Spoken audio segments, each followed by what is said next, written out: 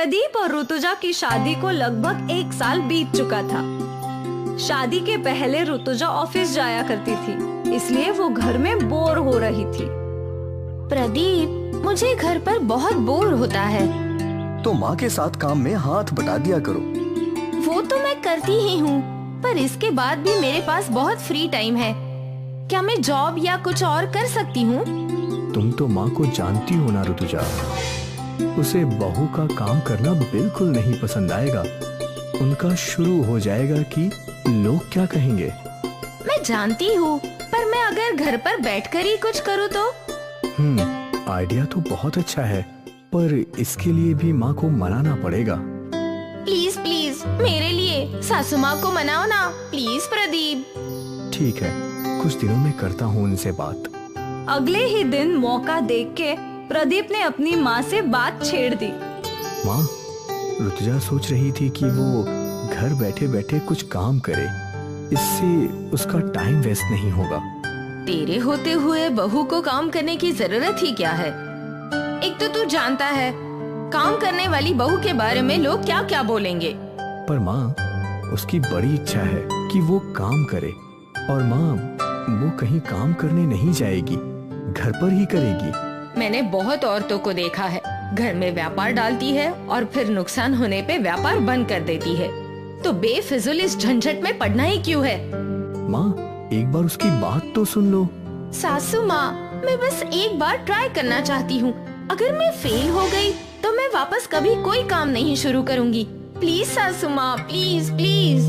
ऋतुजा की सास ने कुछ देर सोचा और फिर बोली, ठीक है, लेकिन याद रखना, अगर तू नाकाम हुई तो कभी काम पर जाने की या व्यापार करने का नाम नहीं लेगी। जी सासू माँ।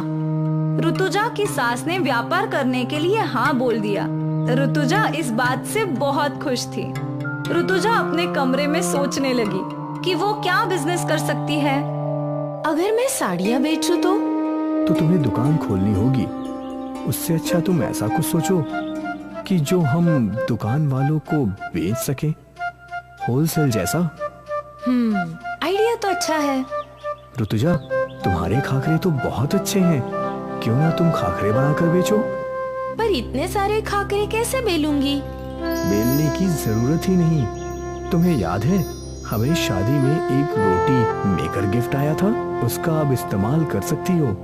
हाँ, उसमें बहुत जल्दी ढेर सारे खाकरे बन जाएंगे। और मेरे दोस्त की दुकान भी है, अगर मैं उससे बात करूंगा तो वो जरूर तुम्हारे खाखरे बेचेगा। ऋतुजा को अपना बिजनेस आइडिया मिल चुका था।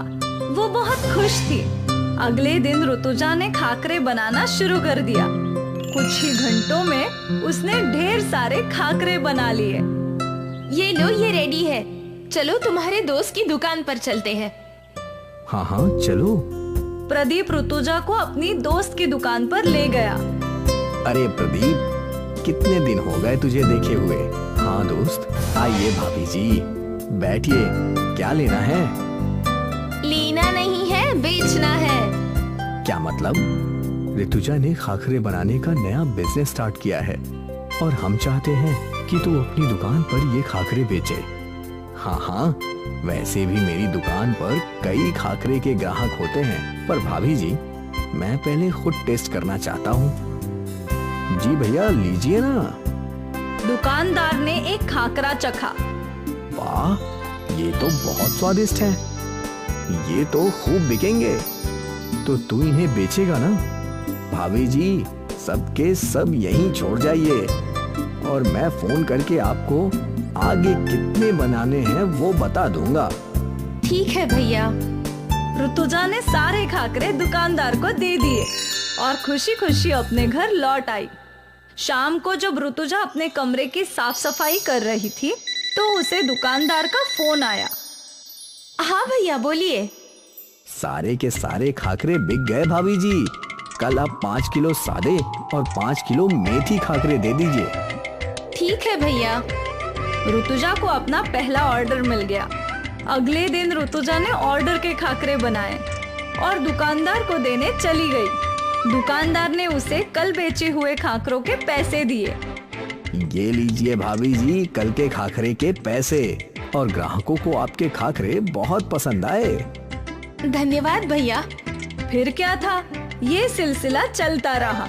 ऋतुजा रोज खाकरे बनाकर दुकानदार को दिया करती थी। अब ऋतुजा कई और दुकानों पर भी खाकरे बेचने लगी।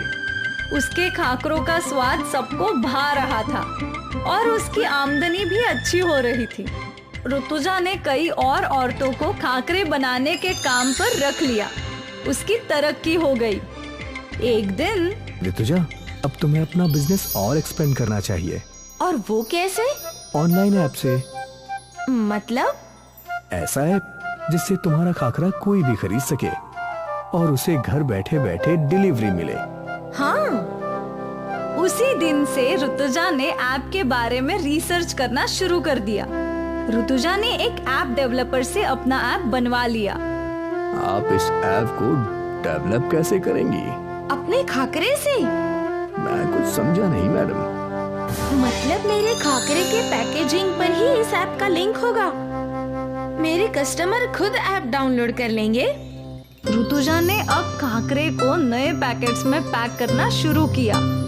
इस पैकेट पर उसके ऐप का प्रमोशन था और जैसा ऋतुजा ने सोचा था, कई ग्राहकों ने खाकरे का ऐप डाउनलोड किया। अरे वाह, खाकरे घर बैठे बैठे मिलेंगे। वाह। ऋतुजा को ऑनलाइन ऑर्डर आने लगे। वो सारे ऑर्डर पैक करके भेजने लगी। ऋतुजा दिन दुगनी और रात चौगनी तरक्की करने लगी। प्रदीप भी उसकी मदद करने लगा और साथ मिलकर दोनों ने इतने पैसे कमा लिए कि उन्होंने एक नया घर खरीद लिया। सासू माँ, आप इस घर का उद्घाटन कीजिए। ऋतुजा की सास ने रिबन काटी। बहू, मैं गलत थी। मुझे लगता था कि घर की बहू को काम नहीं करना चाहिए, लेकिन मैंने ये नहीं सोचा था कि मेरी बहू इतनी काबिल है। तूने काम करके न सिर्फ प्रदीप की मदद की है, बल्कि हमारी जिंदगी बदल दी। मुझे माफ कर दे बेटा। आप माफी मत मांगिए। आपने मुझे इज्जत दी, इसीलिए तो हम आज ये सब कर पाए। ऋतुजा की सास को ऋतुजा पर गर्व था। ऋतुजा ने अपनी मेहनत और लगन से एक छोटे से बिजनेस को बहुत बड़ा बना दिया था और ऋतुजा का खाकरा ऐप उसकी सफलता का एक प्रतीक था। भरत नाम का एक गरीब किसान था जो रोज अपनी सब्जियां बेचने गांव से दूर शहर जाया करता था। हे भगवान, ये कैसी जिंदगी दी है मुझे। रोज इतनी मेहनत, अगर रोज काम ना करूं तो मेरे बच्चे भूखे मर जाएं। भरत के घर में उसकी पत्नी पूनम और उसके 2 बच्चे थे, रोहन और प्रिया। सारा परिवार खुश था, बस भरत ही अपनी जिंदगी से दुखी था। ये भी कोई जिंदगी है? गरीबी, मेहनत और मजबूरी। भगवान ने हमें कुछ भी नहीं दिया है। ऐसा नहीं है, भगवान ने हमें इतना अच्छा परिवार दिया है। ये क्या किसी धन से कम है? लेकिन धन तो नहीं दिया ना। मुझे भगवान पर पूरा भरोसा है कि एक दिन वो हमें ढेर सारा धन भी देगा। अब देख लेना। मैं उसी दिन के इंतजार में हूँ। खैर, भरत ने अपनी किसानी जारी रखी और वो शहर के बाजार में भी सब्जियां बेचता रहा, पर वो अपनी इस हालात से बिल्कुल भी खुश नहीं था। वो अक्सर भगवान को कोसा करता था। एक दिन की बात है, भरत हमेशा की तरह सब्जियां बेचने शहर आया था। वो रोड क्रॉस कर ही रहा था कि एक ट्रक का ब्रेक फेल हो गया। भरत को हॉस्पिटल में एडमिट करवाया गया। उसका पूरा परिवार परेशान था। बच्चों, पापा ठीक हो जाएंगे। तुम दोनों को ऐसे रोना नहीं चाहिए। पापा कब तक ठीक होंगे? बोलो ना माँ। माँ, बहुत जल्द। कई दिन बीत गए। भरत को होश आया, पर उस एक्सीडेंट की वजह से उसके पाँव काटने पड़े। वो अब कभी भी अपने पैरों पर चल नहीं सकता था। बहन जी, मैं आपको झूठी तसल्ली नहीं देना चाहता। आपके हस्बैंड के दोनों पैर काटने पड़े हैं। अब आपको जिंदगी भर इनका ख्याल रखना होगा। खैर, भरत को घर लाया गया। भरत व्हील चेयर पर ही बैठता था। अब वो किसानी नहीं कर सकता था। कुछ दिनों तक तो जो पैसे थे उससे उन लोगों का दाना पानी चल गया, पर अब पूनम परेशान थी। अब तो कुछ भी करके राशन खरीदना ही होगा। पूनम ने अपने सारे गहने निकाले और उन्हें बेचने जा ही रही थी कि उसके दोनों बच्चे उसके पास आए। माँ, क्या तुम ये गहने बेचने जा रही हो? हाँ बेटा, और कोई रास्ता नहीं है बेटा। नहीं माँ, ये सब पापा ने आपके लिए बनाए थे, इन्हें मत बेचो। अगर हम सब मिलकर पैसे कमाए तो? पर कैसे? आप बहुत अच्छा ढोकला बनाती हो माँ, अगर हम लोग ढोकले का ठेला डाले तो? हाँ, ये तो हम कर सकते हैं। ठीक है, अब हमें ढोकला बनाकर बेचने की तैयारी करनी चाहिए। पूनम और बच्चों ने बाजार में एक ठेला लगा दिया। माँ, हमने तो टेबल लगा दिया है। चलिए शुरू करते हैं। ठीक है। माँ, मुझे क्या करना है? मैं ढोकला बनाकर देती जाऊंगी, तुम ग्राहकों को देना, और प्रिया तुम प्लेट्स को इकट्ठा करके धोना। ठीक है माँ। उन लोगों ने ढोकला बनाना शुरू कर दिया और ढोकले की खुशबू फैलने लगी। अरे वाह, बड़ी अच्छी खुशबू आ रही है। क्या ढोकला तैयार है? हाँ हाँ काका। ठीक है बेटा, मुझे एक प्लेट दे दो। रोहन ने उस आदमी को ढोकला दिया और ढोकला खाकर वो खुश हो गया। ढोकला तो बहुत अच्छा है, 3 प्लेट पार्सल भी पैक कर दो। ये लो पैसे। रोहन ने 3 प्लेट ढोकला पैक कर दिया और उस आदमी को दे दिए। माँ, देखो हमारी पहली कमाई। अच्छा है, पर अब हमें और पैसे कमाने होंगे। तुम्हारे पापा की दवाइयाँ भी खरीदनी है। हाँ। उसके ठेले पर कई और कस्टमर्स आए ढोकला खाने। पहले दिन ही उसकी बहुत अच्छी कमाई हुई। पूनम और बच्चे खुशी खुशी घर लौटे। आज तो अच्छी खासी कमाई हुई है। पापा, ये देखिए। अच्छा है बेटा। अब उम्मीद है कि हम सब मिलकर सब कुछ ठीक कर लेंगे। अब मैं तुम सब पे बोझ बन गया हूँ। नहीं, ऐसा कुछ नहीं है। आप ऐसा विचार दिमाग में बिल्कुल मत लाइए। पूनम भरत को समझा रही थी, पर भरत के दिमाग में विपरीत ही सोच चल रही थी। वो अपने आप को लाचार समझ रहा था। पूनम और बच्चे बाजार में ढोकला बेचते रहे और इससे उनकी आमदनी बढ़ गई। एक हफ्ते में जितने पैसे उन सब ने कमाए थे, वो उनकी महीने की आमदनी से भी बहुत ज्यादा थे। माँ, देखो कितने सारे पैसे। हाँ, भगवान की कृपा से हम पर पैसों की बारिश हो रही है। काश देवी माँ तुम्हारे पिताजी को भी पहले जैसा बना दे। हाँ माँ। आप चिंता मत कीजिए माँ, देवी माँ हमारी जरूर मदद करेंगी। हाँ। कुछ दिन बीत गए। पूनम और बच्चे बाजार में ढोकला बेच रहे थे और यहाँ घर पर भरत उदास था। हे भगवान, ये क्या कर दिया? कभी सोचा नहीं था कि मेरा ये हाल होगा। हे भगवान, इससे अच्छा तो मुझे मार ही देता। कम से कम अपने परिवार पर बोझ तो नहीं बनता। भरत की ये पुकार देवी माँ ने सुन ली और वो उसके सामने आई। अब क्यों उदास हो भरत? तुम्हें तो पैसे चाहिए थे ना? देखो, तुम्हारा परिवार कितने पैसे कमा रहा है। क्या करूं इन पैसों का? मैं तो इन सब पर बोझ बन चुका हूँ। ना मैं चल सकता हूँ और ना ही इनकी मदद कर सकता हूँ। देवी माँ, इससे अच्छा मुझे मार दीजिए। मुझे ऐसे नहीं जीना। तुम जीवन का मूल्य समझ चुके हो भारत।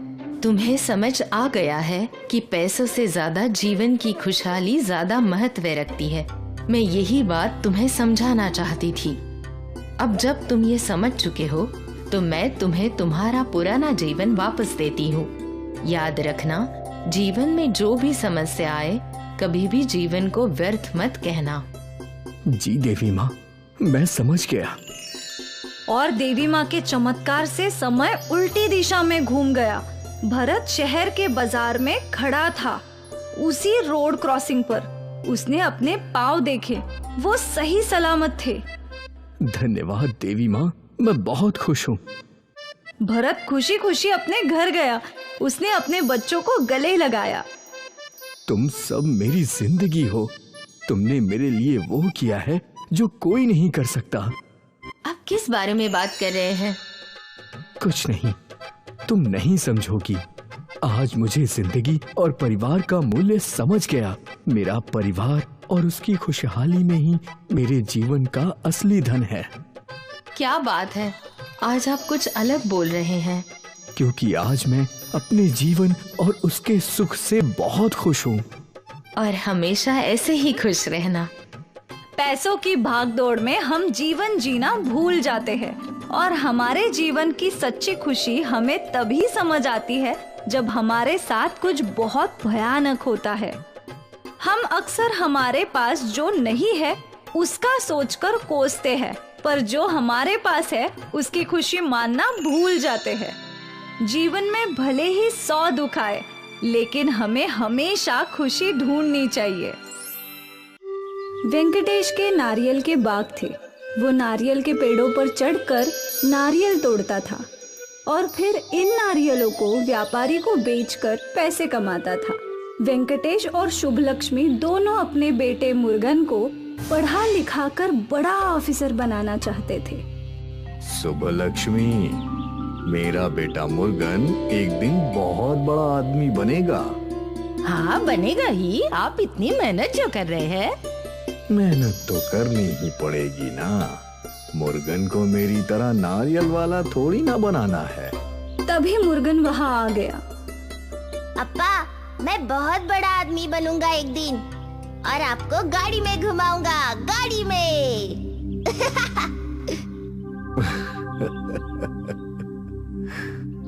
वेंकटेश हर मौसम में नारियल के पेड़ पर चढ़कर नारियल तोड़ता था।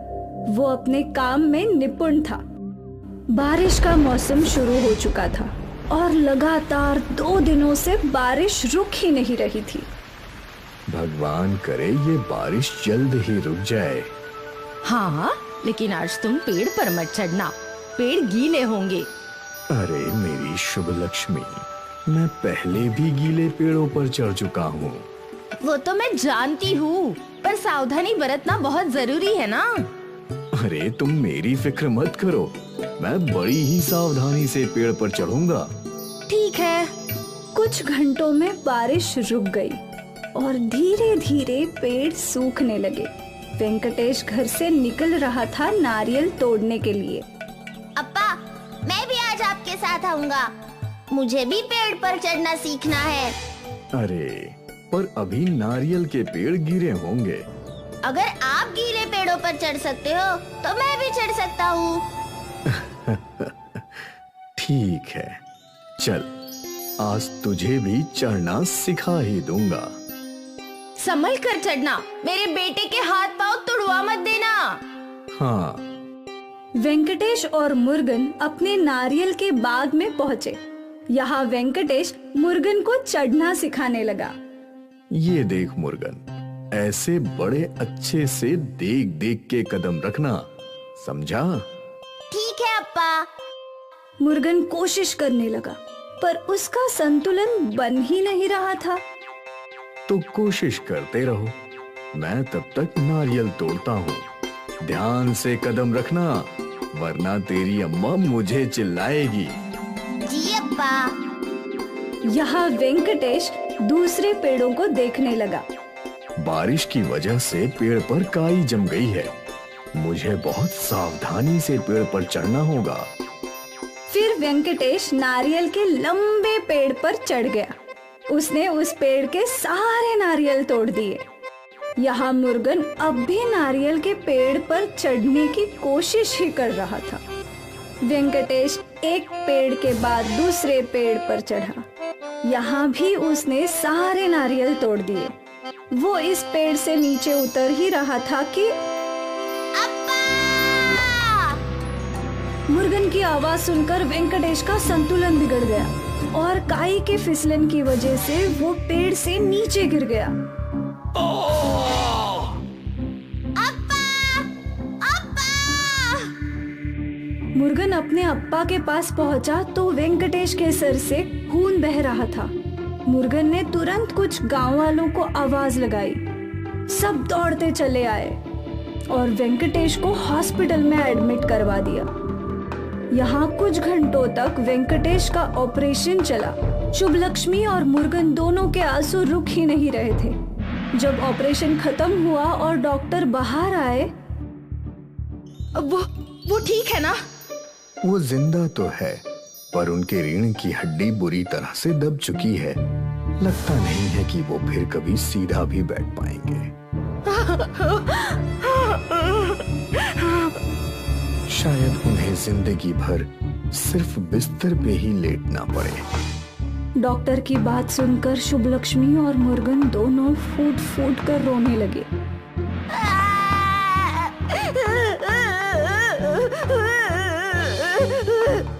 अब हमारा क्या होगा? हे भगवान! शुभलक्ष्मी और मुर्गन वेंकटेश से मिलने अंदर गए। शुभलक्ष्मी, तू चिंता मत कर, मैं जल्द ही ठीक हो जाऊंगा।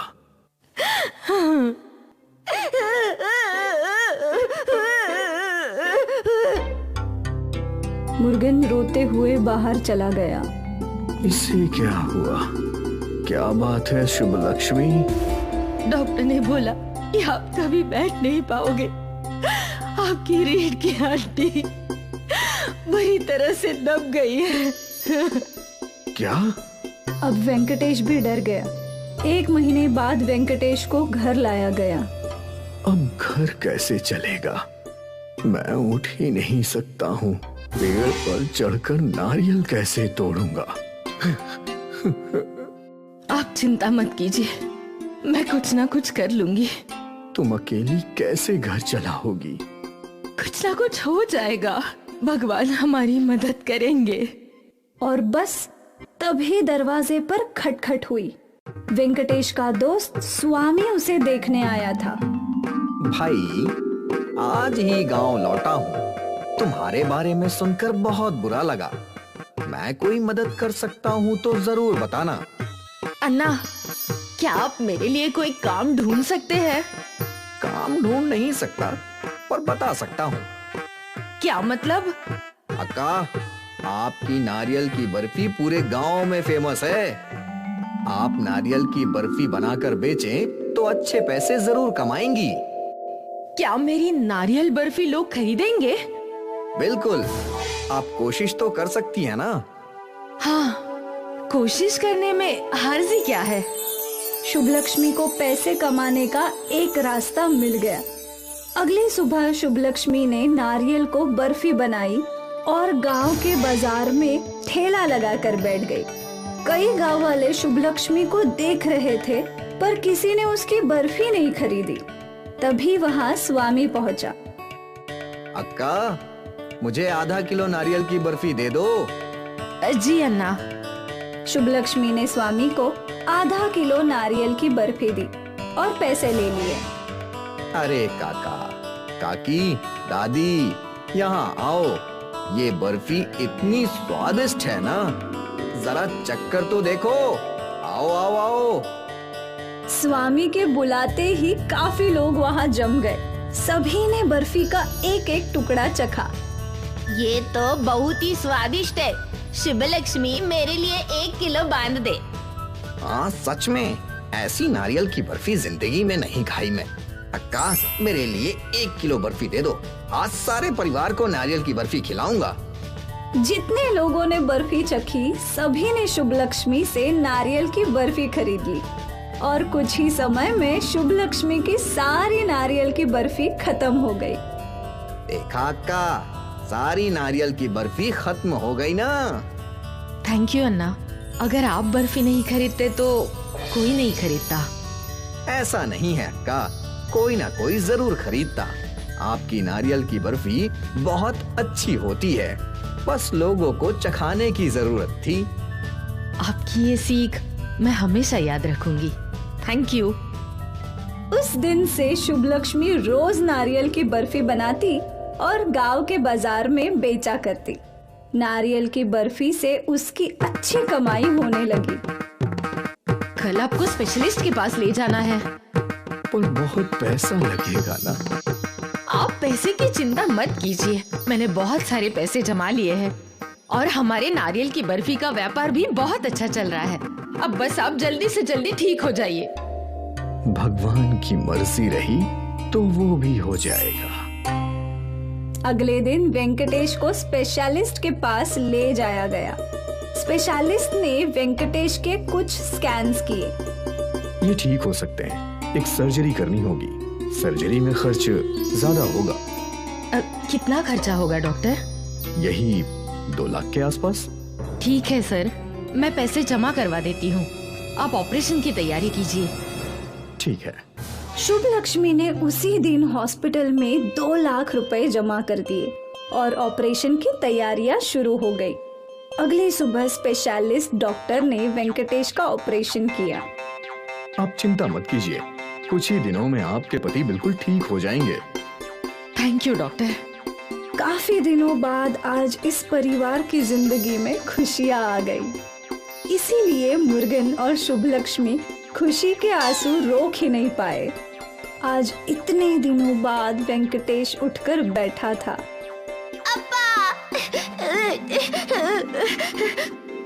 अरे मुर्गन, अब क्यों रो रहा है? अब तो सब कुछ ठीक हो गया है। हाँ, अब सब ठीक हो गया है। भगवान का बहुत बहुत शुक्रिया। कुछ दिनों बाद वेंकटेश चलकर अपने घर गया। शुभ लक्ष्मी, अगर तू नहीं होती तो मेरा क्या होता? सब कुछ अच्छा ही होता। अब सब ठीक है ना, तो बीते बातों को सोचना ही नहीं चाहिए। आप आराम कीजिए। मुर्गन, अप्पा का ख्याल रखना, मैं नारियल बर्फी बेच कर आती हूँ। आज भी बेचने जाओगी? इस नारियल बर्फी की वजह से ही सब कुछ ठीक हुआ है। इसने हमारी तब मदद की जब हमारा बुरा वक्त चल रहा था, तो अच्छे वक्त में हम थोड़ी इसका साथ छोड़ सकते हैं। मैं जल्दी लौट आऊंगी। ठीक है। और शुभ लक्ष्मी बाजार पहुंच गई नारियल बर्फी बेचने। वहाँ ग्राहक पहले से ही उसका इंतजार कर रहे थे।